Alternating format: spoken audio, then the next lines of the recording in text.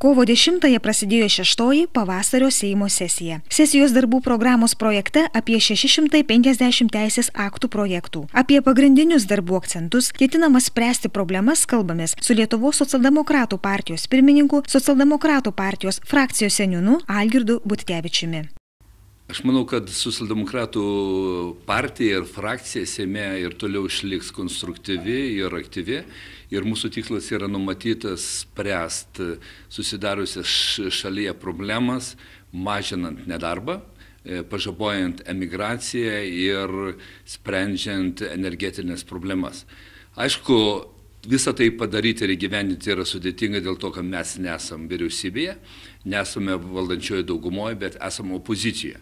Bet noriu pabrėžti, kad mes kaip opozicinė frakcija vis dėlto pergyvenam dėl esančių problemų mūsų ekonomikoje ir socialinėje srityje. Ir mes tikrai stengsimės būti konstruktyvūs ir teiksim nemažai pasiūlymų, kaip pagerinti finansinę situaciją Lietuvoje. Artimiausiu metu bus įregistruotas progresinių mokesčių įstatymo projektas. Taip pat esam sukaupę nemažai medžiagos dėl sodros reformos. Tik gaila, kad dabartinė vyriausybė kol kas tik kalba apie sodros struktūrinę reformą, bet kol kas jokie dokumentai į Seimą neatkeliavo. Kada, aišku, bus tie dokumentai Seime, šiandien yra sudėtinga dar pasakyti, bet nežiūrint vyriausybės ir konkrečiai socialinės apsaugos ir darbo ministerijos tokio neveiklumo ir vien tik pažadų dalinimo, tas procesas ilgai negalės tęstis, nes mes tada kviesimės ministrą socialinės apsaugos ir darbo į frakciją ir kai jisai galėtų mums atsakyti klausimus, dėl kokių priežasčių tik yra kalbama, bet kol kas teisės aktai neatkeliauja iki Seimo. Nes matom, kad sodros biudžetas kiekvienu mėnesiu, reiškia, blogėja. Faktiškai šiais metais sodros biudžetas skolinsis 2,5 milijardų litų, o kitais metais yra numatytas skolintis 2,7 milijardai litų.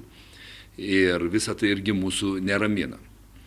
Taip pat mes labai aktyvus būsim diskutuojant apie alternatyves energetinės sritis, paprastai pasakius, alternatyviniai energetiniai šaltiniai, nes manom, kad šita sritis irgi yra apleista.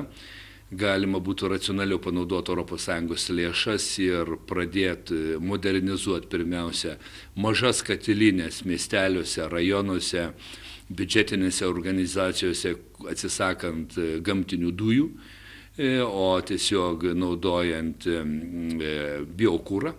Ir biokūros turėtų būti gaminamas Lietuvoje, aš manau, tai atsilieptų teigiamai ir mūsų visai ekonomikai, arba ekonomikos skatinimui ir naujų darbo vietų sukūrimui, nes, kaip matom, karas tarp Gazpromo ir vyriausybės toliau vyksta, toliau vėl ruošiamasi didinti šilumos energijos kainą, ruošiamasi importuoti dujas vėl didesnę kainą, tai aš manau, viskas yra perkeliama ant žmonių pečių, o tas sunkmetis ekonominis žmonėms ir taip, reiškia, sudaro didžiulių problemų, norint lengviau išgyventi ir norint lengviau jiems išspręsti savo šeimos problemas.